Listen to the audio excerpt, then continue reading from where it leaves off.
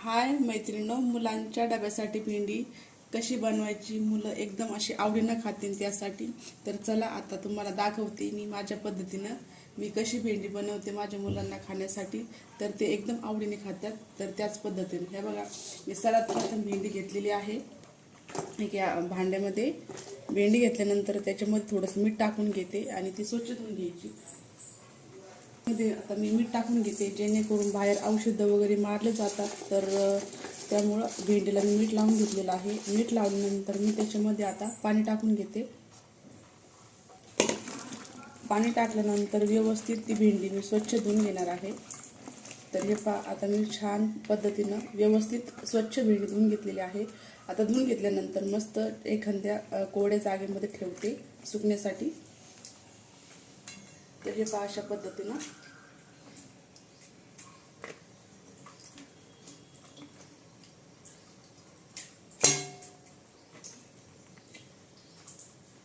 आपली भेंडी सुकीपर्यंत, आपली भेंडी कोरडी होईपर्यंत आपण छानसा भेंडीसाठी लसूण मिसून घेऊया. आपल्याकडं गावरान लसूण आहे. तर हे आपला गावरान घरचा लसूण आहे.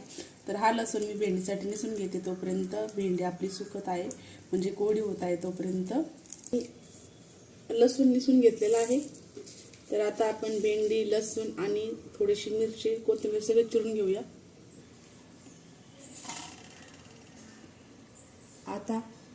आता आपण भेंडीसाठी साहित्य घेतलेलं आहे. तर हे बघा, मी भेंडी ना भेंडीचे बुडं वगैरे सर्व कट करून घेतलेलं आहे, मागचं पुढचं.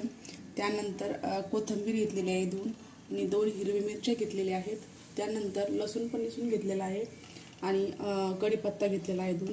तर हे सर्व धुवून घेतलेलं आहे मी, फक्त मिरची आणि लसूण सोडता. तर चला आता आपण हे सर्व कट करून घेऊया. आता आपण सर्व साहित्य कट करून घेतलेलं आहे. हे बघा, मी छान पद्धतीनं भेंडी पण कट करून घेतलेली आहे. तर भेंडी कट करून झाल्यानंतर कोथिंबीर पण हाताने म्हणजे चाकूने कट करून घेतली. नंतर 2 मिरच्या हिरव्या, नंतर लसूण पण बारीक बारीक कट केला आहे आणि हा एक कढीपत्ता. तर चला आता मी गॅसवरती कढई ठेवली आहे गरम करायला. तर आपली आता कढई गरम झालेली आहे. तर आपण त्याच्यामध्ये छानसं तेल टाकून घेऊया. तेल गरम झाल्यानंतर आपण त्याच्यामध्ये लसूण, मिरची जे आपण कट केलेलं आहे तर ते साहित्य टाकून घ्यायचं. हे बघा, मी त्याच्यामध्ये मिरची टाकून घेतलेली आहे. मिरची कशी तडतडत आहे. तर मिरची झाल्यानंतर लगेच ताबडतोब त्याच्यामध्ये लसूण पण टाकून घ्यायचा. लसूण झाल्यानंतर लगेच त्याच्यामध्ये कढीपत्ता जो आपण कट केलेला आहे तो पण त्याच्यामध्ये टाकून घ्यायचा.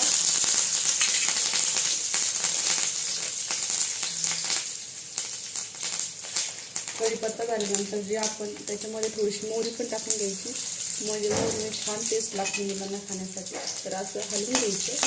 सर्व साहित्य झाल्यानंतर टाकून झाल्यानंतर आणि लसणाला वगैरे कलर आला की लगेच मग आपण त्याच्यामध्ये थोडीशी कोथिंबीर जी कट केली आहे ती कोथिंबीर पण टाकून घेणार आहे. तर मी कोथिंबीर टाकून घेतलेली आहे. कोथिंबीर टाकल्यानंतर परत थोडंसं हलवून घ्यायचं आणि नंतर थोडीशी हळद टाकून घ्यायची. हळदीनं भेंडीला कलर पण छान येतो आणि चव पण छान लागते. तर आता सर्व साहित्य टाकून झालेलं आहे. आता आपण सर्व शेवट भेंडी टाकून घेऊया.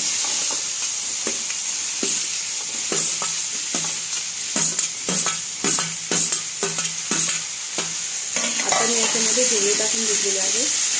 भेंडी टाकून झाल्यानंतर व्यवस्थित त्याला हलवून घ्यायचं. सर्व बाजूला व्यवस्थित मिक्स करून घ्यायचं. जे आपल्याला कोथिंबीर सर्व साहित्य टाकल्यानंतर आणि हळद टाकल्यानंतर खूप छान कलर आलेला आहे. आता आपण त्याच्यामध्ये चवीनुसार मीठ टाकून घेणार आहोत.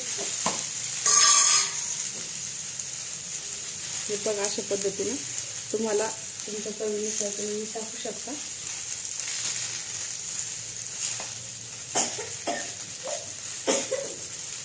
मीठ टाकून झाल्यानंतर परत एकदा हलवून घेऊया आणि थोडंसं गॅस कमी करून घेऊया, म्हणजे आपली भेंडी जी बनवली आपण ती छान व्यवस्थित पद्धतीने करतात.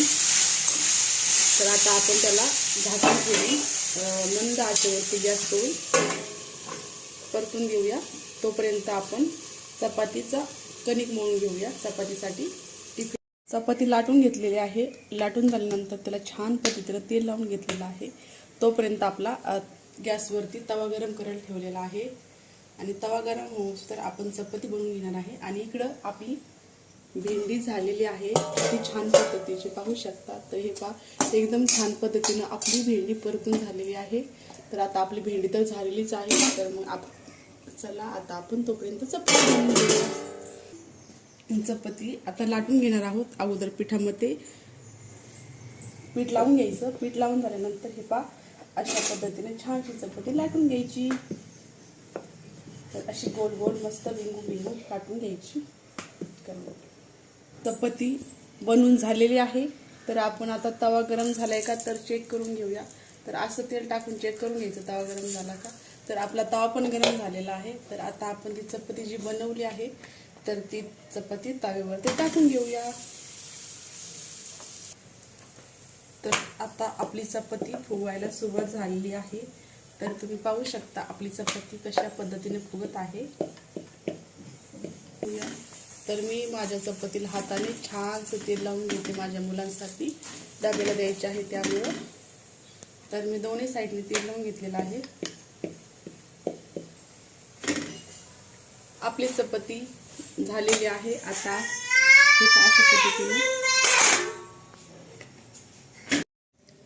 आपली भेंडी आणि चपाती खायला तयार झालेली आहे. तर तुम्हाला आपला व्हिडिओ कसा वाटला भेंडी आणि चपातीचा मुलांसाठी डब्याला देण्यासाठी, तर नक्की आवडलास तर लाईक कमेंट आणि शेअर नक्की करा. तर बाय. चला परत भेटूया पुढल्या व्हिडिओमध्ये.